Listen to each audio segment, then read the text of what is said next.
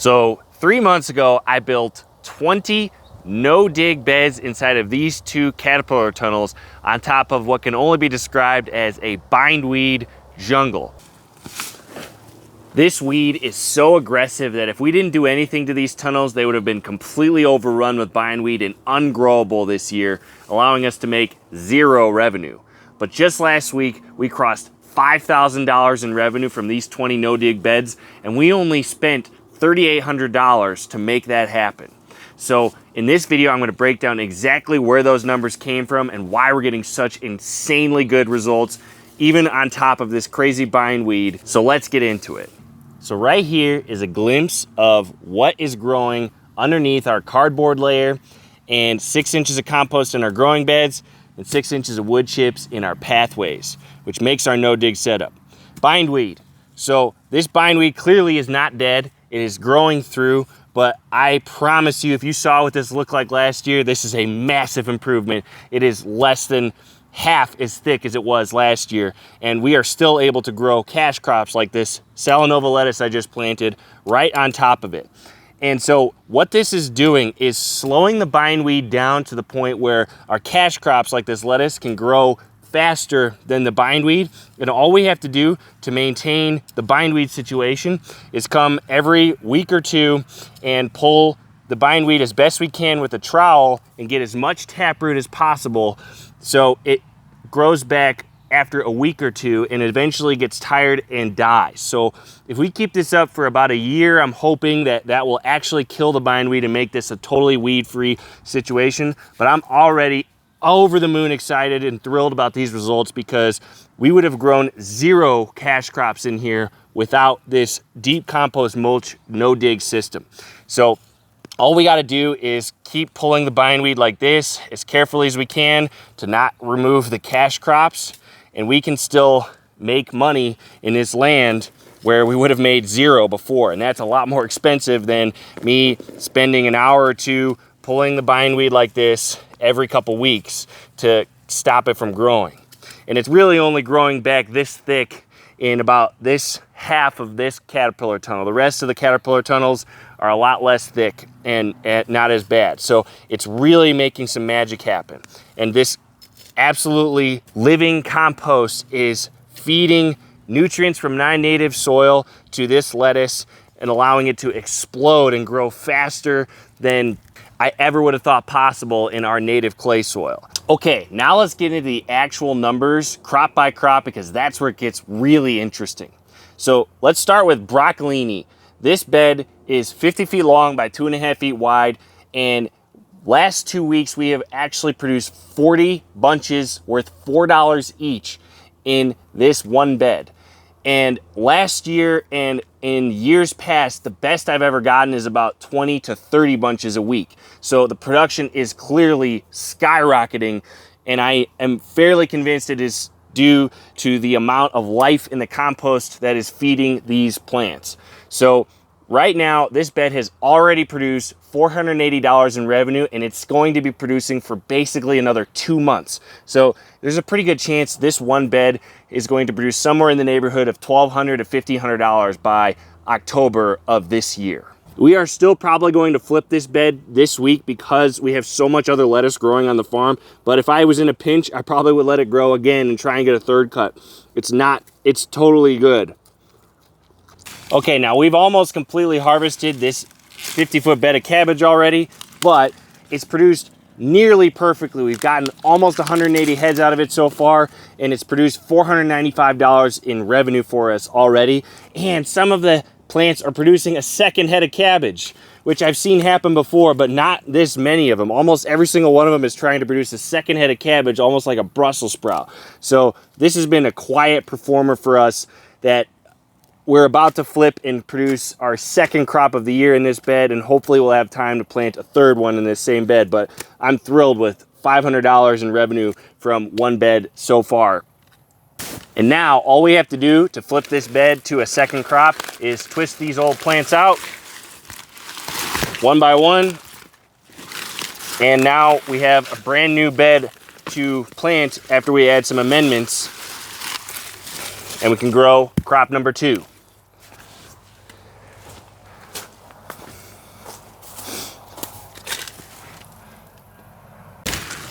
Okay, now this 50-foot bed of broccoli is possibly the most impressive of both these caterpillar tunnels.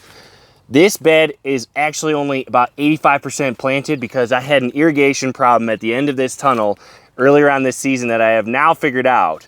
But basically the last 10 plants did not get watered in and they died. So there's only about 85% of the bed planted, and it's already produced well over 100 pounds of broccoli, and it's not even done producing yet. So each one of these plants produced a 1.5 to 2 pound giant head of broccoli, and now it's producing truckloads of these beautiful side shoots, which will probably get another 20 to 30 pounds out of this bed before I need to flip it. I'm just going to keep it producing because it's easier to keep this crop producing than for me to rip out all these plants and replant right away. So we're going to probably keep this going for another month, let it keep going with these side shoots, and then we'll flip it to a second crop. But this will produce well over $800 in the time that we've got it in the ground. So this has been an absolute truckload of broccoli, probably my best crop ever, and it wasn't even 100% planted. So if we imagine if we actually got 100% of the plants producing at the right time, we would have probably produced 120, 130 pounds of broccoli by now. So again, no dig is producing way better results than I would get in my native clay soil. The best I've ever gotten is about 100 pounds of broccoli, 150 pounds of broccoli over an entire 120-day season. This almost produced that in its first harvest. The best I've ever seen before in my native clay soil was about 80 pounds out of the first harvest, and that was when the bed was producing 100%. This produced 100 pounds, and the bed's only got 85% of the plants growing right. Pretty big deal. So again, no dig wins over native soil. So those crops I mentioned earlier are just the standout crops. We've had tons of other harvests from these beds, and right here is a breakdown of everything we've harvested so far and the total revenue of what we've brought in so far this year from these no-dig beds. So you're looking at just over $5,000 in revenue. That gives us just over $1,500 in profit from that $3,800 investment to make these 20 no-dig beds. So that's including compost, cardboard, labor, renting a tractor to help us move the compost to make these 20 no-dig beds happen. So making a $1,500 profit in 90 days from that investment is over and above what I ever would have expected from this. I'm absolutely over the moon excited about this. So if that doesn't convince you to consider growing no-dig for your farm, I don't know what will, because there's not many investments on a farm that pay for themselves that fast. And we would have grown nothing in these beds without no dig. So these beds still aren't even close to as productive as they will be in a couple years because they're brand new. The production's only going to get better as the soil gets better. Plus, I've had irrigation problems in here, so we've lost probably 15% of the production that we would have gotten if the sprinklers were working all the way down, and we're still pulling bindweed all the time. There's still a bunch of stuff going wrong here, and we've made $1,500 in profit already from that $3,800 investment. I mean, I just cannot put it into words how excited I am about this, and we are going to change my entire farm to this no-dig style because I am convinced it is light years better than what I've been doing for the past 5 years.